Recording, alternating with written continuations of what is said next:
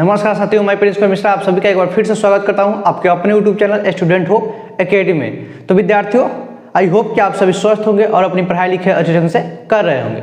तो पीछे की वीडियो में जब हम लोग 9th के मैथ को पढ़ रहा था, क्लास 9 के मैथ को पढ़ रहा था, तो हम लोग क्लास 9 के मैथ में फर्स्ट चैप्टर को पढ़ रहे थे, जो कि है हमारा नंबर सिस्टम यानी कि संख्या पद्धति।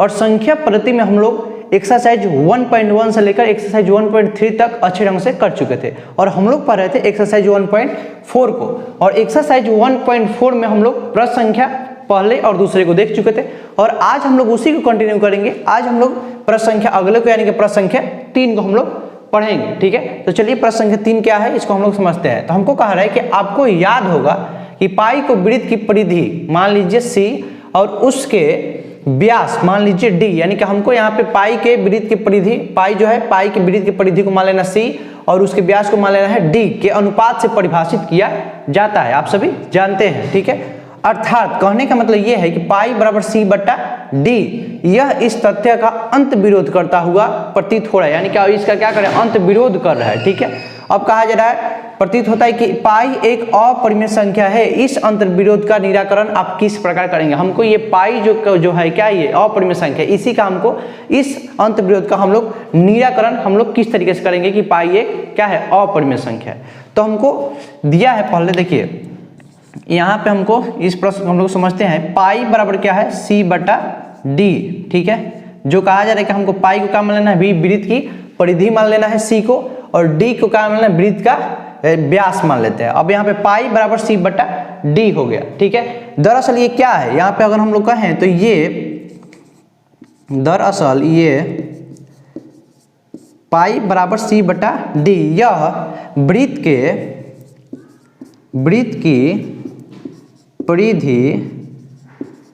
की परिधि और व्यास, वृत्त की परिधि और व्यास का अनुपात है। क्या है, अनुपात है। यहाँ पे जो हमको दिया गया है पाई बराबर C बटा D, ये क्या है, यह वृत्त की परिधि और व्यास का अनुपात है। हम लोग इसको इस तरीके से जान सकते हैं। तो यहाँ पे जो जहाँ दिया गया हमको, जहाँ C बटा D बराबर 22 बटा 7, तो यहाँ पे यह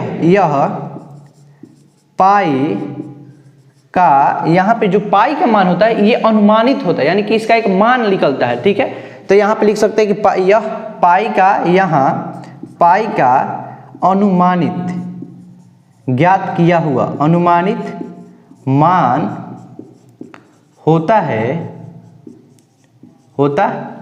अब यहाँ पे हमको क्या करना था, लास्ट में हमको ये बताना था कि हम इस अंतर विरोध का निराकरण किस तरीके से करेंगे कि पाई क्या है, ये एक अपरिमेय संख्या। तो हम लोग यहाँ पे देखिए C बटा D बराबर हमको 22 बटा 7 दिया है। तो यहाँ जो पाई का ये जो मान होता है ये अनुमानित होता है, यानी कि ज्ञात मान होता है, जो कि क्या होता है, अशांत दशमलव प्रसार होता है। इस तरीके से कह सकते हैं जो पाई है ये अपरिमेय संख्या है। तो यहाँ लिखेंगे, यहाँ पाई का अनुमानित मान होता है जिसका दशमलव प्रसार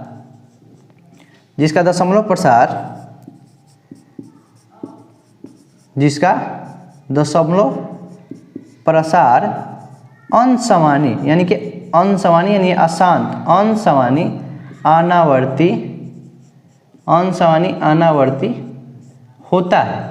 इसका कहने का मतलब ये है कि जो हमको C बटा D बराबर जो 22 बटा 7 दिया है, ये पाई का अनुमानित मान होता है, जिसका दशमलव प्रसार अगर हम लोग निकाले तो ये हमको अंशमानी अनावर्ती यानी कि आसान दशमलव प्रसार प्राप्त होता है। तो प्रश्न में हमको यही दिया गया था कि ये क्या कह रहा है कि इस तरीके से का अंत विरोध आप कैसे करेंगे कि पाई क्या है, एक अपरिमेय संख्या है, तो इस अंत विरोध का निराकरण आप किस प्रकार से करेंगे। तो हम लोग यहाँ पे क्या जाने कि पाई बराबर C बटा D दिया है, ये क्या है, तो इसको हम लोग वृत्त की परिधि और व्यास के अनुपात के रूप में हम लोग जान सकते हैं। उसके बाद हमको पाई बराबर C बटा D, यानी C बटा D बराबर 22 बटा 7, तो यहाँ पे जो हम लोग पाई का जो मान है 22 बटा 7, ये एक अनुमानित मान होता है पाई का। आप सभी जानते हैं कि पाई का मान 22 बटा 7 हम लोग बहुत जगह पर प्रयोग करते हैं। और अगर हम लोग 22 बटा 7 का दशमलव प्रसार ज्ञात करते हैं, ये हमको मिलता है दशमलव प्रसार अंशमानी अनावर्ती यानी कि आसान दशमलव प्रसार होता है। तो इस तरीके से हम लोग कह सकते हैं कि पाई जो है क्या है, ये एक अपरिमेय संख्या।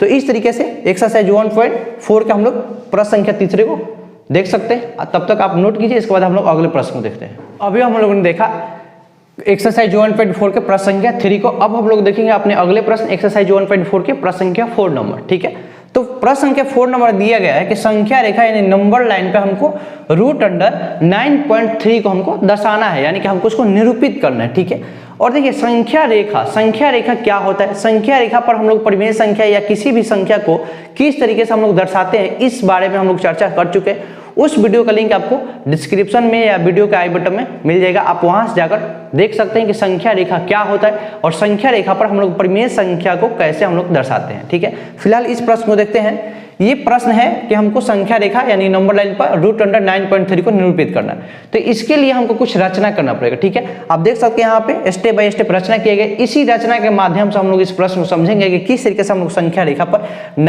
रूट अंडर 9.3 को हम लोग निरूपित कर सकते हैं। तो चलिए इस प्रश्न को हम लोग देखते हैं। तो पहला जो हमारे पास रचना करना है, एक 9.3 सेंटीमीटर का रेखाखंड ए बी खींचना है। ठीक है, तो चलिए हम एक ए बी, आप लोग स्केल से अनुमानता अच्छे से नाप कर खींचेगा। हम लोग यहाँ पे अनुमानता एक रेखा बनाते हैं 9.3 सेंटीमीटर का। ठीक है, तो मान के चलिए कि एक रेखा हम लोग बना लिए जो क्या है, और इसको छोटा 9.3 सेंटीमीटर का, इसका माप क्या है 9.3 सेंटीमीटर का एक रेखा बना ली। मान के चलिए ये हमारा ए बिंदु और ये इस बिंदु का हम लोग नाम देते हैं बी बिंदु। ठीक है, फिर कहा जा रहा है कि और इसे आगे बिंदु सी तक बढ़ाइए। तो मान के चलिए यहाँ पे हम लोग इसको आगे बढ़ा लेते हैं, कहाँ तक, बिंदु सी तक बढ़ा लेते हैं। ठीक है, बिंदु सी तक बढ़ा लिए। अब दूसरा जो स्टेप कह रहा है, ये हमको कह रहा है कि बने रेखाखंड AC का लंब समद्विभाजक खींचिए जो AC को बिंदु O पर काटती है। तो मान के चलिए कि यहाँ पे जो हमारा क्या है, बिंदु O हो गया और इसे लंब समद्विभाजक रेखा एक बना लिए जो इसको काटती है। ठीक है, फिर कहा जा रहा है बिंदु O पर काट रही है AO और CO, यानी कि AO, यहाँ से आप देख सकते हैं कि AO या CO, तो यहाँ से हम लोग क्या लिख सकते हैं CO, AO और CO हो गया। कहा जा रहा है कि क्या करती है, काटती है। AO और CO को वृत्त की त्रिज्या मानकर एक अर्धगोला खींचिए। तो यहाँ से हम लोग क्या कर सकते हैं, एक अर्धगोला हम लोग यहाँ से यहाँ तक खींच लेते हैं। ठीक है, देख सकते हैं कि यहाँ से हम लोग एक अर्धगोला का रचना कर लिया। फिर कहा जा रहा है बिंदु B से AC पर लंब खींचे। बिंदु B से हम लोग कहाँ पे खींचेंगे, AC पर एक लंब खींचेंगे। ठीक है, मान के लिए इसका मान लो हम लोग लेते हैं D। ठीक है, इसका नाम हम लोग D। अब करेंगे जो अर्धवृत्त की परिधि को बिंदु D पर काटती है, और यहाँ से अगर हम लोग थोड़ा सा और इसको बढ़ाएं तो ये आ जाएगा हमारे पास, थोड़ा सा और बढ़ के आ जाएगा हमारे पास, क्या ये आ जाएगा हमारे पास E। अब यहाँ से जो BD होगा हमारे पास, BD और BD और या DE, यही जो हमारा इसका माप होगा, यहीं पे हमारे पास संख्या 9.3 रूट अंडर 9.3 जो है, यहीं पे हम लोग इसको दर्शा सकते हैं। यहाँ जो हमारा BD और या BE आएगा, तो यहाँ से हम लोग कह सकते हैं कि जो हमारे पास BD है और बराबर BE है, ये है हमारे पास रूट अंडर 9.3। यही जो है यहाँ पर हम लोग 9.3 रूट अंडर, यहीं पे हमारे पास जो आएगा रूट अंडर 9.3 को हम लोग दर्शा सकते हैं। तो इस तरीके से हम लोग प्रश्न संख्या 4 को बना सकते हैं। प्रश्न था कि संख्या रेखा पर हमको रूट अंडर 9.3 को दर्शाना था, हमको कुछ रचना करना है जिस रचना के माध्यम से हम इसको संख्या रेखा पर रूट अंडर 9.3 को हम लोग दर्शा सकते हैं। ठीक है, तो इसके बाद हम लोग अगले प्रश्न को देखेंगे, तब तक आप इसे नोट कीजिए। अभी हम लोग देखा एक्सरसाइज 1.4 के प्रश्न संख्या 4 को। अब हम लोग देखेंगे अगले प्रश्न यानी कि प्रश्न संख्या 5 को। तो प्रश्न संख्या 5 पे हमको कुछ हर दिया गया है, कुछ संख्या दिया गया है जिसका हरों का परिमेयकरण करना है, यानी कि हर का हम लोग परिमेयकरण करेंगे। तो इस प्रश्न को बनाने से पहले आपको बता दें कि हर का परिमेयकरण क्या होता है, हर का परिमेयकरण हम लोग कैसे करते हैं, इस बारे में हम लोग चर्चा पिछले वीडियो में कर चुके हैं। और आप उस वीडियो को अगर आप अभी तक नहीं देखे हैं तो उस वीडियो का लिंक आपको आई बटन या वीडियो का डिस्क्रिप्शन में मिल जाएगा, आप वहां से जाकर उस वीडियो को देख सकते हैं। तो वहां पर आप सभी को पता चल जाएगा कि हर का परिमेयकरण क्या होता है। अब हम लोग हर का परिमेयकरण कैसे करते हैं, बेसिक से लेकर एडवांस तक बताया गया कि आप लोग बड़े से बड़े संख्याओं का, बड़े से बड़े भिन्न का आप लोग हर का परिमेयकरण कैसे कर सकते हैं। तत्काल इस प्रश्न को हम लोग देखते हैं। इस प्रश्न में हमको 4 भिन्न दिया गया है जिसका हम लोग हरों का परिमेयकरण करना है। तो देखिए जो पहला भिन्न है ये हमारे पास है 1/√7। ठीक है, 1 और इसके बटे में क्या है दिया है, अंश में दिया है 1 और इसका हर में है √7, और इसका हमको क्या करना है, हर का परिमेयकरण करना है। तो अगर हर में केवल रूट में संख्या सिंगल अकेले दिया गया है तो हम लोग क्या करते हैं, उस संख्या से ऊपर और नीचे क्या करते थे, गुना कर देते हैं। तो हम लोग क्या है, ऊपर नीचे में हमारे हर में क्या है √7, तो इससे हम लोग ऊपर अंश और हर दोनों में क्या करते हैं, गुना कर देंगे। ठीक है। तो यहाँ से देखिए अगर हम लोग रूट 7 में 1 से गुना करते ये हमारे पास आ जाएगा रूट में 7, ठीक है। इस पूरे के बटे अगर हम लोग रूट 7 में 7 से गुना करते ये आ जाएगा हमारे पास, मान के लिए रूट 7 में हम लोग क्या करते हैं 7 में गुना, तो ये आ जाएगा रूट में 49। अब 49 7 का वर्ग होता है, आप सभी जानते हैं कि 49 जो है 7 का वर्ग, तो रूट से अगर निकाले तो ये आ जाएगा हमारे पास 7। तो यहाँ से हम लोग क्या लिख सकते हैं इसको 7। तो इस तरीके से हम लोग पहले भिन्न का हर का परिमीकरण कर सकते हैं।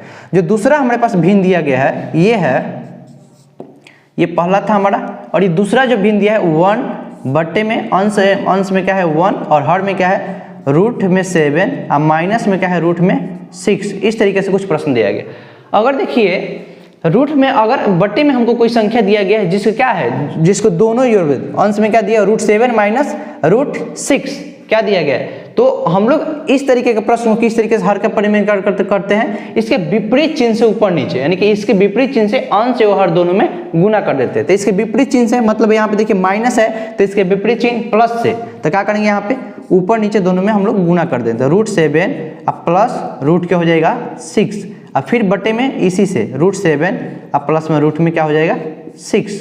अगर हम लोग ऊपर का गुना करें तो देखिए रूट 7 अब प्लस रूट 6 में 1 से गुना करता हमारे पास यही आएगा रूट 7 अब प्लस में रूट 6। और नीचे आप लोग ध्यान दें तो हम लोग फॉर्मूला जानते हैं जो कि होता है a प्लस बी और a माइनस बी बराबर होता है a स्क्वायर माइनस के b स्क्वायर। ये बेसिक सा फॉर्मूला है, आप सभी को जानकारी होगा, ठीक है। तो देखिए इसी फॉर्मूला से a की जगह पे क्या है रूट 7, इसमें भी रूट 7 है, b की जगह पर क्या है रूट 6 और यहाँ पर भी b की जगह पर रूट 6 है। अब बीच में क्या है माइनस प्लस का चिन्ह हमें दिया गया है। तो यहाँ पे देखिए अगर हम लोग a का स्क्वायर, तो a का स्क्वायर तो यानी क्या है रूट 7 का होल स्क्वायर, ठीक है, बीच में माइनस और b का होल स्क्वायर, तो b का होल स्क्वायर यानी कि रूट 6 का होल स्क्वायर। अब बट्टे में क्या आ जाएगा हमारे पास रूट 7 अब प्लस में रूट 6।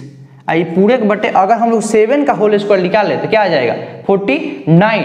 अब 49 का वर्ग क्या होता है 7, तो यहाँ से हम लोग लिख सकते हैं 7 माइनस में 6 का वर्ग हम लोग अगर निकाले तो ये आ जाएगा 36 और 6 का 36 का जो 36 जो है ये 6 का वर्ग होता है, तो यहाँ पे हम लोग लिख सकते हैं 6। तो इस तरीके से इस प्रश्न का आंसर हो जाएगा रूट 7 अब प्लस में रूट 6। अब बट्टे में क्या आ जाएगा हमारे पास 7 में 6 के 1, या चाहे तो आप लोग इसको ऐसे लिख सकते हैं रूट 7 अब प्लस में रूट 6, 1 से भाग लगाएंगे तो हमारे पास वहीं प्राप्त होगा। तो इस तरीके से हम लोग दूसरे भिन्न का भी हर का परिमीकरण कर सकते हैं। अब हम लोग का जो तीसरा भिन्न है ये है ठीक इसी की तरह, केवल यहाँ पे चिन्ह अलग है, तो 1 और डिजिट अलग है। तो अंश में क्या है 1 और हर में जो दिया गया ये हमारे पास रूट में 5 अब प्लस में दिया गया हमारे पास रूट में क्या 2।